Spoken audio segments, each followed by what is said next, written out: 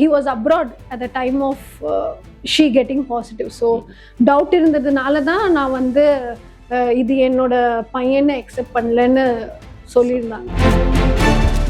இந்த கேஸே நான் என்ன சொல்றேன்னா, இது வந்து Madhampatti is at fault, Joy Crizildaa is at fault, first wife கூட இஸ் அட் ஃபால்ட்னு தான் நான் சொல்வேன். புருஷனை வந்து என்ன பண்ணிட்டு வந்தாலும் நீங்க அக்செப்ட் பண்ணிப்பீங்க, கரெக்டா? ஸோ அந்த மாதிரி சொசைட்டில இருக்கும் போது இந்த மாதிரி ஆண்கள் வந்து இந்த மாதிரி பண்ணிட்டு தான் இருப்பாங்க. ஸோ இது வந்து அவங்க பாவம் இவங்க பாவம்னு சொல்லவே முடியாது. All three of them are culprits தான். இது வந்து பார்க்கும்போது ஒரு ஜோக் மாதிரி இருக்கு, பட் யாருக்குமே அந்த சீரியஸ்னஸ் புரிய மாட்டேங்குது. ஒரு பொண்ணை வந்து ஒரு ஃபால்ஸ் ஹோப் கொடுத்து, ஒரு ஃபால்ஸ் ப்ராமிஸ் கொடுத்துட்டு என்ன தப்பு வேணாலும் பண்ணியிருக்கலாம். But she is got pregnant with your child. இப்போ வந்து மதம்பட்டிக்கு என்ன ஆயிடுச்சுன்னா, நான் என்ன பண்ணாலும் ஸ்ருதியோட சப்போர்ட் இருக்கு. ஸோ இப்போ வந்து அவங்க வந்து ரைட் ரோலாக சொல்றாங்க, அதுதான் but it is a very very big deal for a woman. ஏன்னா அவங்களோட பெயின், அவங்க அந்த அசிங்கம், அந்த இன்சல்ட், அவங்க எவ்வளோ கோத்ரூ பண்ணியிருப்பாங்கன்னு அவங்களுக்கு தான் தெரியும். இப்போ ராகா வந்து ஒரு பெரிய பையனாகும் போது இதெல்லாம் பார்க்கும்போது எவ்வளோ ஹர்ட்டிங்காக இருக்கும். அந்த மாதிரி இதெல்லாம் வந்து பேரண்ட்ஸாக இருந்துட்டு யாருமே நினைக்கவே மாட்டேங்கிறாங்க, கரெக்டா? செந்தமிழ் குரல் நேயர்களுக்கு வணக்கம். நம்ம இன்னைக்கு யாரை மீட் பண்ண போறோம்னு பாத்தீங்கன்னா, அட்வொகேட் பிரீத்தி செட்டி மேம் தான் மீட் பண்ண போறோம். வணக்கம் மேம். வணக்கம். நம்ம ரொம்ப நாள் வந்து ஒரு ரிசல்ட்டுக்காக வெயிட் பண்ணியிருந்தோம் ma'am. Joy got justice. So அதுக்கு வந்து பாசிட்டிவா வந்துருச்சு, ஃபைனலா வந்து கன்ஃபார்ம் பண்ணிட்டாங்க அவர் தான் அப்பா அப்படின்னு சொல்லி.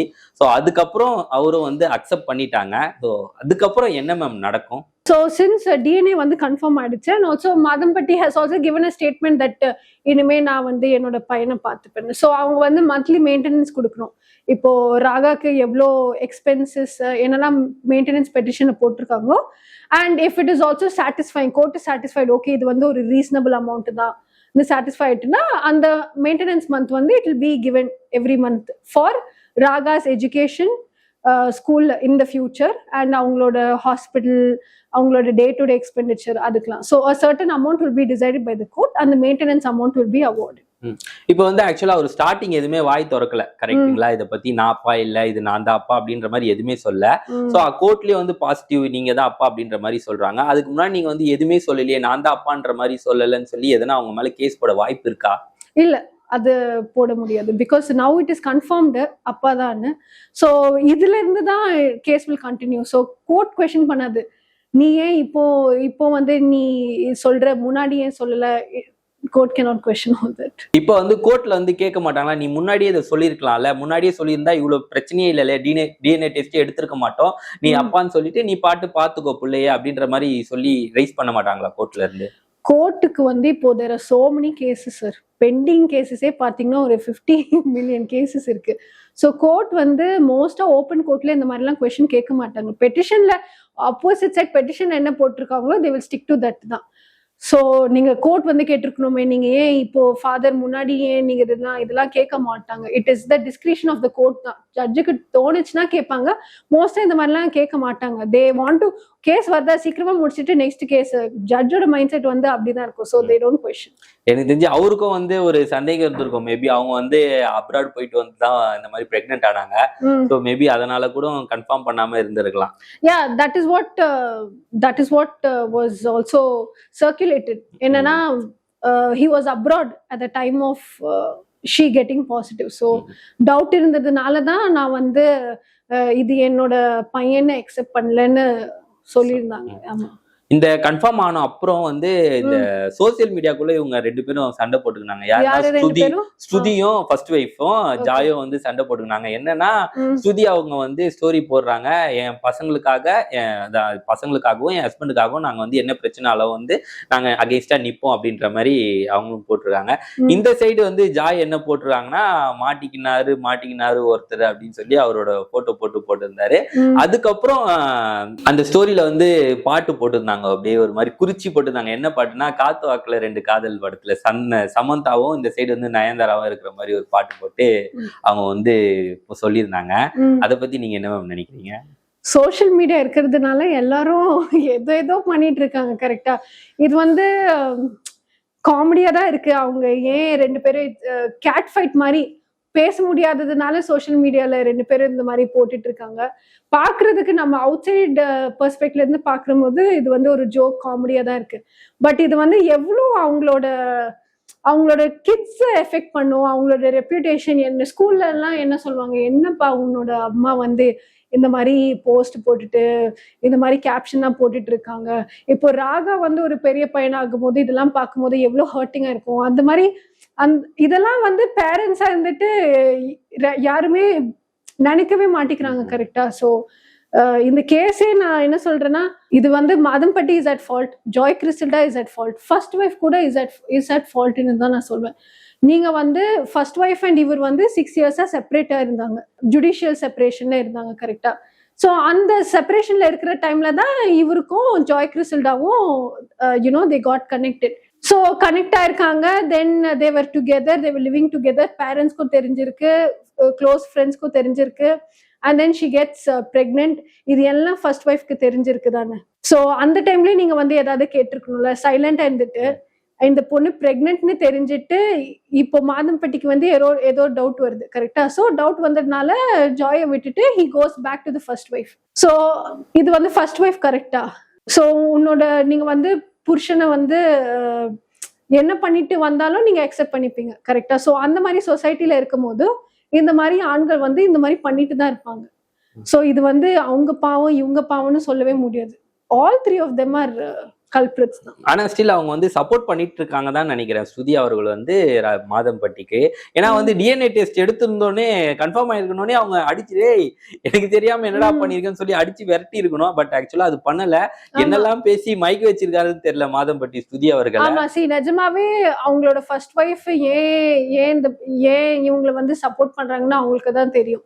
பட் அதுதான் சப்போர்ட் பண்ணாம வேற ஏதாவது பண்ணிருந்தா நெக்ஸ்ட் டைம் இந்த மாதிரி ஒரு ஆண் வந்து பண்ணும்போதும் நினைப்பான்ல. ஆமா, இப்போ வந்து மாதம்பட்டிக்கு என்ன ஆயிடுச்சுன்னா, நான் என்ன பண்ணாலும் ஸ்ருதியோட சப்போர்ட் இருக்கு, அந்த அந்த அந்த மாதிரி ஒரு மைண்ட் செட்ல தான் இவர் பண்ணிருக்காரு.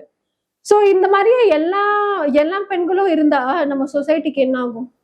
சோ ஆண்களுக்கு எப்படி ஆயிடும்னா, நம்ம என்ன பண்ணாலும் நம்ம ஒய்ஃப் வந்து நம்மள வந்து அக்செப்ட் பண்ணிப்பா, நம்மள சப்போர்ட் பண்ணுவா, நம்ம கூடவே வருவா, லீகலா ஏதாவது வேணும்னா கூட பண்ணி கொடுப்பா, அந்த மாதிரி ஒரு மைண்ட் செட் ஆயிடும்ல. ஸோ இவங்க வந்து அவங்களோட கோவம், அவங்களோட ஃப்ரஸ்ட்ரேஷன் எல்லாம் வேலிட் தான். பட் இவங்க 3 பேருமே அவங்க பசங்களுக்கு எப்படி எஃபெக்ட் ஆகும்னு யாருமே இது பார்க்கவே மாட்டேங்கிறாங்க. அது பட்டாதான் தெரியும். அகைன் அவங்களுக்கு அந்த மாதிரி நடக்கும்போது தான் தெரியும். நிறைய பேரோட டவுட் என்னன்னா, அதுக்கப்புறம் இந்த டிஎன்ஏ டெஸ்ட் எல்லாம் முடிஞ்சோடனே சோசியல் மீடியால வந்து மாதம்பட்டி போட்டிருந்தாரு, ஆய் பொண்டாட்டி வாடி செல்லம் முத்தம் கொடுத்து இந்த மாதிரி நிறைய போஸ்ட் போட்டிருந்தாரு.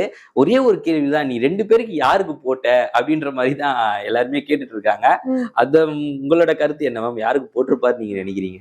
வீடியோஸ் பார்க்கும்போது இட் இஸ் எவிடென்ட் தட் ஜாய்க்கு அனுப்புன மாதிரி தான் இருக்கு. பிகாஸ் அந்த வீடியோஸ்லாம் போடுற டைம்ல வந்து he was not with his first wife. And videos பார்க்கும்போது இந்த ஜாய்க்கு அனுப்புன மாதிரி தான் இருக்கு.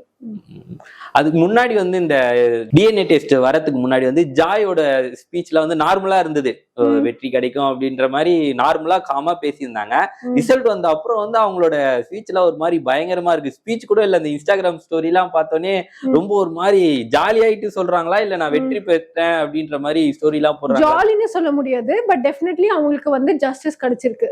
இது வந்து பார்க்கும்போது ஒரு ஜோக் மாதிரி இருக்கு, பட் யாருக்குமே அந்த சீரியஸ்னஸ் புரிய மாட்டேங்குது. ஒரு பொண்ணை வந்து ஒரு ஃபால்ஸ் ஹோப் கொடுத்து, ஒரு ஃபால்ஸ் ப்ராமிஸ் கொடுத்துட்டு என்ன தப்பு வேணாலும் பண்ணிருக்கலாம். But she is got pregnant with your child. கரெக்டா? உங்களால தான் பிரெக்னன்ட் ஆகிருக்கா. ஸோ அது வந்து இல்லை, நான் ஸ்ட்ராங்கா வந்து அது என்னது இல்லைன்னு ஒரு சொல்லும் போது, அண்ட் இது வந்து ஒரு பப்ளிக் பிளாட்ஃபார்ம்ல எல்லாரும் சொல்றாங்க. கரெக்டா? ஸோ அது எவ்வளவு பெரிய தப்பு. அது யாருமே nobody has the rights to comment about personal life பத்தியே யாருமே கமெண்ட் பண்ணக்கூடாது. இது வந்து a woman is pregnant with a child. கரெக்டா? ஸ்டோரி என்னன்னு தெரியாம, நிஜமாவே என்ன நடந்ததுன்னு யாருக்குமே தெரியாம அதுக்குள்ளேயே எவ்வளோ கேவலமான கமெண்ட்ஸ் போட்டிருந்தாங்க. அவங்க பண்ணது வந்து தப்புன்னு சொல்லல, பட் அந்த பிரெக்னெண்டா இருக்கிற டைம்ல வந்து ஒரு பெண் வந்து அவ்வளோ விஷயம்லாம் கேட்கணுமா, அவ்வளோ விஷயம்லாம் பார்க்கணுமா? It is happening around her. So it's not a joke. So நீ வந்து அவ்வளோ ஈஸியா வந்து பண்ணிட்டு நீ எஸ்கேப் ஆயிட்ட. கரெக்டா? இல்லை இது என்னது இல்லை, நான் அப்ராட் போன டைம்ல இது நடந்துருச்சுன்னு நீ சொல்லிட்டு நீ போயிடுவேன். நீ உன்னோட ஃபர்ஸ்ட் ஒய்ஃப்க்கு போயிடுவ, நீ you will be happy with your life. What happens to this woman?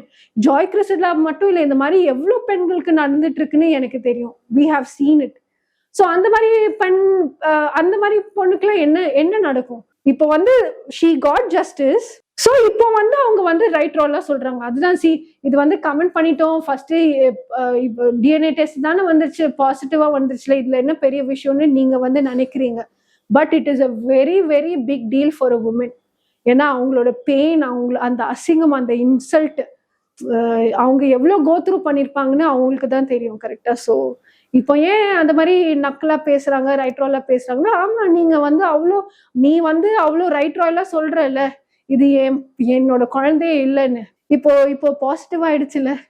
So அவங்க அஃப்கோர்ஸ், ஸோ அவங்க பண்ணது கரெக்டுன்னு சொல்லல, தப்புன்னு சொல்லல. பட் அந்த சிச்சுவேஷன்ல ஒரு பொண்ணு வந்து இவ்வளோ கோத்ரூ பண்றது, it's a very sad thing. Okay ma'am, பாப்போம் மாதம்பட்டி என்னதான் சொல்றாருன்னு பாப்போம். ஸ்ருதி அவர்களோட இருக்காரா இல்ல வந்து ஜாய் கூட இருக்க போறாரா அப்படின்னு சொல்லி வெயிட் பண்ணி பார்ப்போம். இவ்வளவு நேரம் எங்களுக்காக டைம் ஸ்பெண்ட் பண்ணதுக்கு ரொம்ப தேங்க்ஸ். தேங்க்யூ.